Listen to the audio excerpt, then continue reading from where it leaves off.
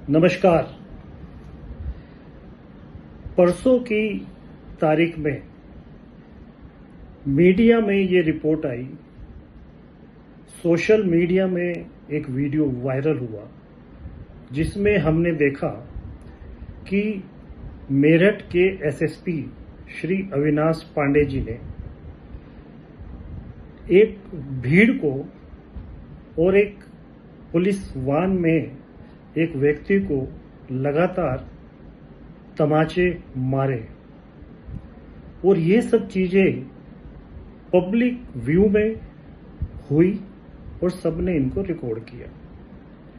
गहराई से जाने के बाद पता चला कि प्रोटेस्टर्स एक महिला की हत्या के बारे में मुख्य आरोपी अरेस्ट हो इस बारे में वो धरना दे रहे थे और एसएसपी अविनाश पांडे उनको हटाना चाहते थे और इसलिए उन्होंने बड़े ही तैश में आकर कई तमाचे जो एजिटेटर्स थे उनको मारे और फिर कुंडी लगी हुई पुलिस वैन के अंदर जाकर अंदर एक एडवोकेट थे उनको भी कई तमाचे मारे और ये सब रिकॉर्ड हुआ।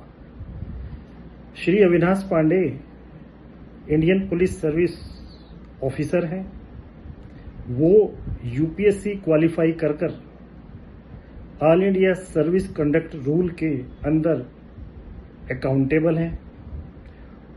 उनमें ये सारी क्वालिटी होनी चाहिए जो हमारा पुलिस मैनुअल, जो हमारा कॉन्स्टिट्यूशन और जो डिफरेंट एक्ट कहते हैं कि किस तरह से हमें एक भीड़ को, किस तरह से हमें एक मॉब को और किस तरह से हमें सिटीजन्स को हैंडल करना होता है। एसएसपी पूरे डिस्ट्रिक्ट का एक लीडर होता है, वो एक मॉडल होता है। उसका कंडक्ट सभी पुलिस वाले फॉलो करते हैं, तो वो एक्सपेक्टेशन ऐसी होती है कि वो एक संवैधानिक कार्य करेंगे।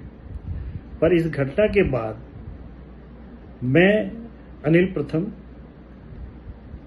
IPS retired DGP from Gujarat, और रिटायरमेंट होने के बाद मैंने सिटीजन सेतु फाउंडेशन बनाया है जिसका काम ही ये है कि सिटीजन्स को कॉन्स्टिट्यूशनल बेस्ड गाइडेंस देकर वो अपने कार्य करें।